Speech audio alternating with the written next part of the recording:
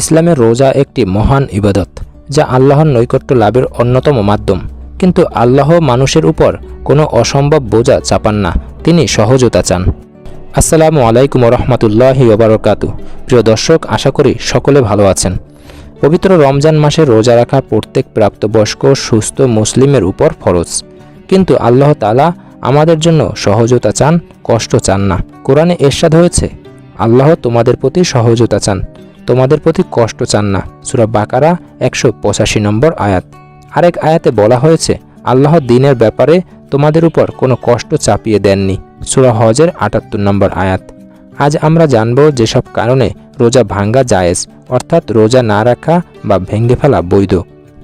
শরীয়তের দৃষ্টিতে যদি কেউ শরীয়ী সফরে থাকেন, সাধারণত 78 কিলোমিটার বা তার বেশি দূরত্ব, তাহলে রোজা না রাখা বা ভেঙে ফেলা জায়েজ, পরে কাজা আদায় করতে হবে।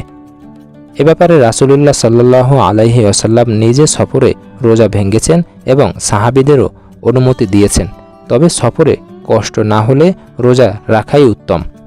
যদি রোজা রাখলে রোগ বেড়ে যাওয়ার, প্রাণের ঝুঁকি বা অঙ্গহানির আশঙ্কা থাকে, তাহলে রোজা না রাখা জায়েজ।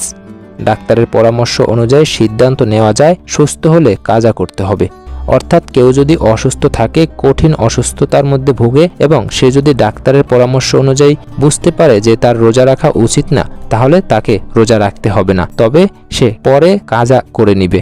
গর্ভবতী বা স্তন্যদানকারী মায়ের জন্য যদি নিজের বা সন্তানের জীবনের জন্য আশঙ্কা হয়, তাহলে রোজা না রাখা বা ভাঙ্গা জায়েজ, তাকেও পরে কাজা করতে হবে। কিছু আলেমের মতে প্রতি রোজার বদলে একজন মিসকিনকে খাওয়ানোও যথেষ্ট হতে পারে। তবে অনেকের মধ্যে ধারণা রয়েছে এটি বিতর্কিত মতামত। এছাড়াও প্রাণনাশের আশঙ্কা বা অত্যাধিক ক্ষুধা বা পিপাসা থাকে।